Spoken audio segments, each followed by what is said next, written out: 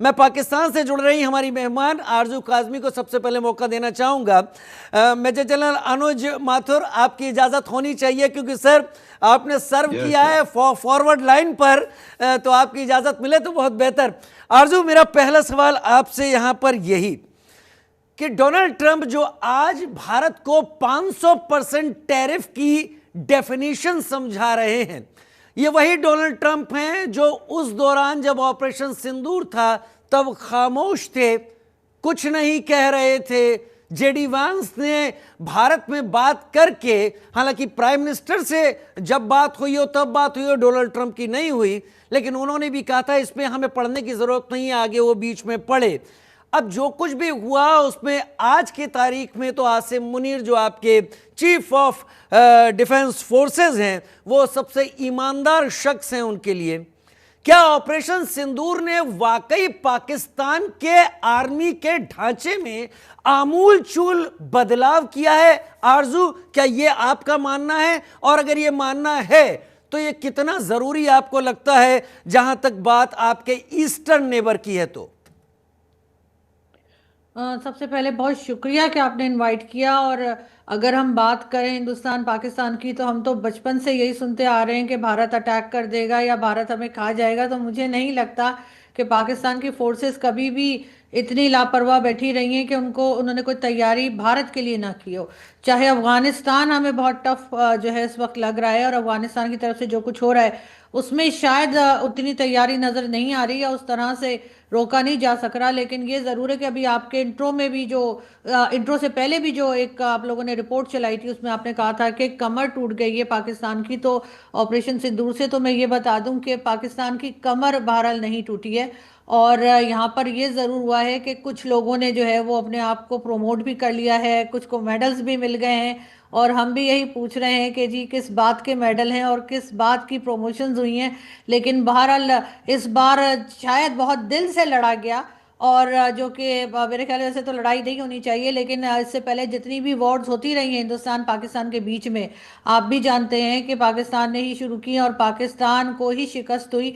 लेकिन इस बार जो है वो पाकिस्तान ने, मेरे ख्याल है शायद इमरान खान साहब को भी क्रेडिट जाता है जिन्होंने इस कदर पब्लिक को जो है इस वक्त मिलिट्री स्टैब्लिशमेंट के पीछे लगा रखा है कि इस वक्त उन्हें अपने आप को बचाने के लिए या अपनी एक कह लीजिए अपनी एक साख को बचाने के लिए, अपनी एक इमेज को कायम रखने के लिए जो है उनको इस बार बहुत ज़्यादा मेहनत करनी पड़ी है। ये और बात है कि उसके कुछ अरसे बाद ही दोबारा से लोग क्रिटिसाइज कर रहे हैं, लोग बात कर रहे हैं कि भारत ने जो अटैक किया। आप जानते हैं मौलाना फजलुर रहमान जो हमारे यहाँ के पॉलिटिशियन हैं, उन्होंने भी ये कहा है कि अगर अफगानिस्तान पे पाकिस्तान अटैक करता है और कहता है कि जी हम वहाँ पे टेरर कैंप के लिए अटैक कर रहे हैं, तो उसका मतलब है कि जो कुछ भारत ने किया पाकिस्तान पे अटैक करके, क्या वो भी सही है? अगर मौलाना फजलुर रहमान जो एक जाने पहचाने और एक सीनियर पॉलिटिशियन है, अगर वो इस तरह की बात कर रहे हैं, तो फिर जाहिर है हम लोग तो ये बात कब से कर रहे हैं। आप भी राजीव जानते हैं कि हम अपने अपने कह लीजिए चैनल के जरिए या जहाँ पर भी हम बात कर पाते हैं वहाँ हम इस इशू को उठाते हैं। तो इस वक्त पाकिस्तान में अगर कोई चेंजेस किए जा रहे हैं तो वो सिर्फ भारत को लेकर नहीं है। भारत से ज़्यादा इस वक्त जो अटैक चल रहे हैं, जो चीज़ हमें सबसे ज़्यादा मुश्किल पड़ रही है वो अफगानिस्तान है। अफगानिस्तान की तरफ से जो अटैक्स चल रहे हैं और बिल्कुल रुकने में नहीं आ रहे हैं, और उसके बाद जो एक इम्प्रेशन दिया जा रहा है कि अब हिंदुस्तान और अफगानिस्तान मिलकर पाकिस्तान पर अटैक कर सकते हैं, तो डेफिनेटली ये चीज़ या ये बात भी जो है इस वक्त मिलिट्री फोर्सेस में चल रही होगी। और अगर इन्हें अपनी थोड़ी बहुत इज्जत बनानी है पब्लिक के दरमियान, जो कि काफ़ी हद तक कम हो चुकी है, पहले जैसी बात नहीं रही है, शायद इसी वजह से 3-3 घंटे की प्रेस कॉन्फ्रेंस करनी पड़ रही है और उसके बाद भी कोई रिजल्ट दिखाई नहीं दे रहा। तो मुझे लगता है कि ये तैयारी जो की जा रही है वो हमेशा से ही होती रही है। तो आप लोगों ने सबसे पहले घबराना नहीं है, जो इमरान खान कहा करते थे। आपको इमरान खान को इसके पैसे देने पड़ जाएंगे, आपने कॉपीराइट वायलेशन कर दिया है, ये तो इमरान खान का बयान है। लेकिन एक बात बताइए आरजू, इससे पहले कि मैं अनुज जी का रुख करूं, आपने कहा कि अफगानिस्तान में बहुत बड़ी दिक्कत है और कहा जा रहा है अफगानिस्तान और भारत मिलकर सब कर रहे हैं। कह तो आप लोग लगातार रहे हैं फितना उल हिंदुस्तान, बलूचिस्तान में भी यही कहते हैं फितना उल हिंदुस्तान, ये सारी चीजें आती हैं। लेकिन ये जो चेंजेस हैं, जहां पर आपने आर्मी कमांड में चेंज किया है, नेशनल स्ट्रेटेजी कमांड की बात कर रहे हैं, आर्मी रॉकेट फोर्सेस कमांड है ये भी बना लिया है, क्या ये सब अपने ईस्टर्न बॉर्डर को देखते हुए नहीं किया है कि ऑपरेशन सिंदूर के 4 दिनों में जो एक्सपेक्टेशन थी कि आप रिटेलिएट कर पाएंगे वो नहीं कर पाए?